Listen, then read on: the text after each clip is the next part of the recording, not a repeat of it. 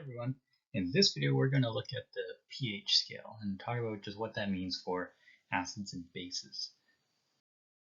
So the pH scale basically measures the concentration of hydrogen within a solution.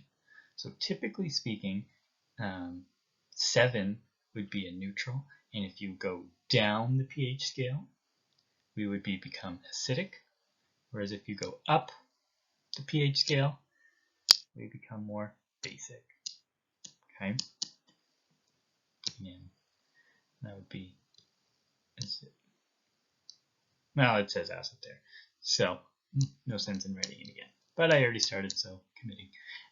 That being said, pH stands for the power of hydrogen, because remember, an acid typically contains H molecules. So something like, for example, hydrochloric acid or hydrobromic or H2SO4, which is sulfuric acid. And so when these are added into water, they actually split up, and so you get more hydrogen ions inside the water, which makes it more acidic.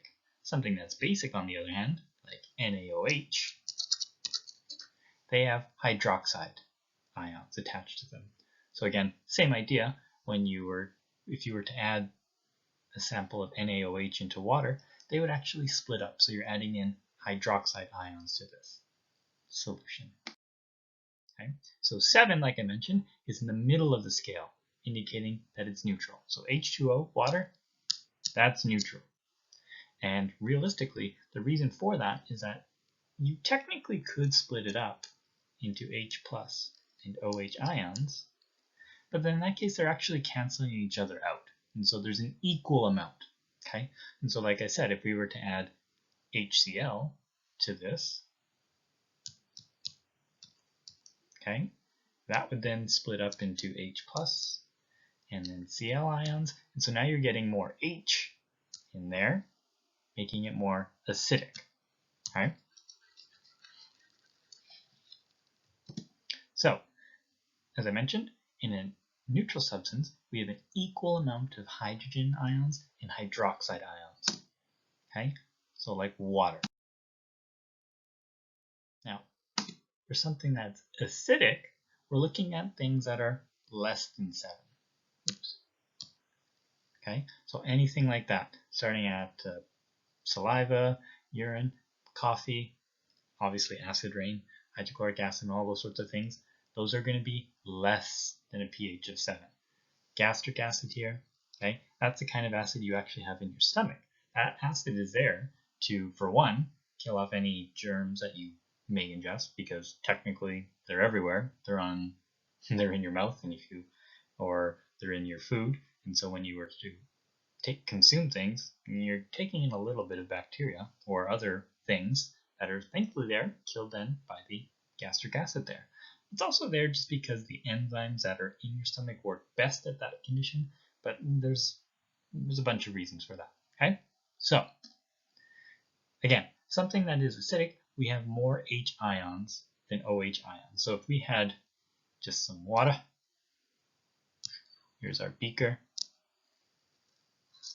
It's got some water in there. Woo. And let's say we poured some HCl. Okay. They're going to split up. Okay. Water just has this power of breaking up certain things. Okay. Now, the more that gets added in, the more H's we will have. Okay. So now that we have more H's than OH, so hydrogen than hydroxides, we start to become more and more acidic. Because remember, water, given that it's neutral, is going to have an equal amount of hydrogen and hydroxides in it by itself. Once we start adding things in, that's going to come down. And so the proportion then, we have more hydrogens than hydroxide. So we go down the pH scale. Okay, so the more acidic there is, the higher concentration of hydrogen atoms that we do have in there. Okay, and so each step down is 10 times more acidic than the last. So for example here, we're to look at 6. Oh, that's the wrong color to use. Okay, there's 6. Compared to a 5, okay, 5 would be 10 times more acidic than 6. 4 would be 10 times more acidic than 5, but 100 times more acidic than 6. Because every time you go down, we're multiplying the concentration essentially by 10.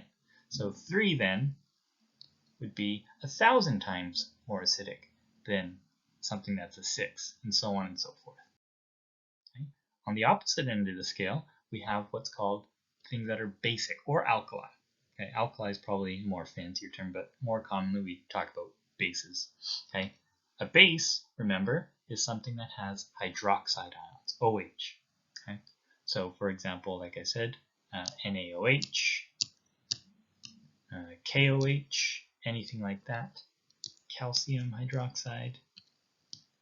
Okay, these are all basic or bases here because they would add OH to solution. All right, that looks like a C. Okay. So when if you were to add these things into water, we would get more hydroxide ions inside the water. So here's our beaker again. Let's say we're adding in, let's say calcium hydroxide. Okay. So we get calcium ions, they're going to split up, and we get some OHs in there. Okay. It's all kind of just mixed in there. But again, the thing here is now that we've done this, we've added in more hydroxide ions to it. It just splits up. It's a natural thing that's going to happen. Water is a polar molecule, so it causes things to sometimes separate. But then that means we now have a higher proportion of hydroxide ions inside our solution. So we have more hydroxides than we do have hydrogen ions, meaning we move down the pH scale, even though my face is in the way there. Okay. So the more that we have, the more basic it becomes because the concentration of those OHs are higher. That being said, similar to acids, each step is 10 times more basic. So something that has a pH of 8 is 10 times more basic than 7. Something that's 9 is 100 times more basic than 7. If it has a pH of 10, it's 1,000 times more basic than a 7, right? And so on and so forth. Or we could even say that 10 is 10 times more basic than 9. Now, given that, there are what we have called indicators, which tell us how basic or how acidic something is. We would have talked more about these in class, and we would have actually worked a bit more with them, but here are some common ones that you should just be aware of. So there's one, litmus paper. You probably may have worked with this at some point in maybe grade 8 or so, but essentially this tests for an acid or a base. It doesn't really tell you how strong it is or what the pH is going to be. It's just strictly, I dip it in, it turns red, we have an acid. If I dip it into a liquid and it turns blue, we have a base. That's all there is to it, really. It doesn't necessarily tell you where on the pH scale that it's going to fall. Like it won't be able to distinguish between a 6 or say a 1. All we know then is at that point that it's acidic. Same with the base. The red litmus paper, it'll turn blue inside of a base. It won't tell you what the pH is. It doesn't know the difference between say a 9 or a 12, but at the same time we at least know that it's a base. Okay, and this is good especially for something that's clear like water. Some bases and acids are also clear, and there's no way to really discern this. Okay? And so for pools and whatnot, your pH wants to be around a safe level, and so you can use this just to see if it's in the acid range or pH or basic ranges. And then from there you can kind of try and figure out what you need to do to balance it out. A more useful one though is something called a universal indicator here. Okay, a universal indicator, as you can see in this little picture, that's again a little bit covered by my face, is that it has a range of colors here. And what the universal indicator is it's a mixture of several different indicators, and so when it's placed inside of a solution, you get a whole array of colors. Okay, so for example, if something is not too acidic and it's only a pH of 6. Okay, if we put a universal indicator, it'll turn this yellowy color. Okay, once we get down lower and lower, say into the 4 range, we're starting to become a little bit more pink, and then as we get lower and lower, it's starting to become a more solid red. Okay, at the same time, we start off as blue here with 8s and 9s, and then not that you can see it, as you get closer into the 12s to 14s, you're starting to become purple. And even so, between all that, green is a neutral solution. So it's pretty interesting about that. So that's basically all there is to the pH scale. Now you will do more of this in grade 11 chem and even more in grade 12 chem, where it gets a little bit more complicated, and you can calculate the pH changes based upon when you add in more acid or base and whatnot, or you can look at neutralizations and whatnot. But for now, for grade 10, this is essentially the big thing to know. If it's less than 7, it's an acid. More than 7, it's a base. Okay? And the also thing is we talked about neutralization reactions. And so the reason why they are called neutralization is that, if you remember, just as an example, this would be a simple neutralization here. Okay? If you notice, you have hydrogens, you have OH. Okay? And on the product, if you remember from a neutralization, you would get NaCl plus H2O. Okay? That H2O comes from these two here. Okay? They're going to combine into H2O. Okay, and so in a sense, they're canceling each other out.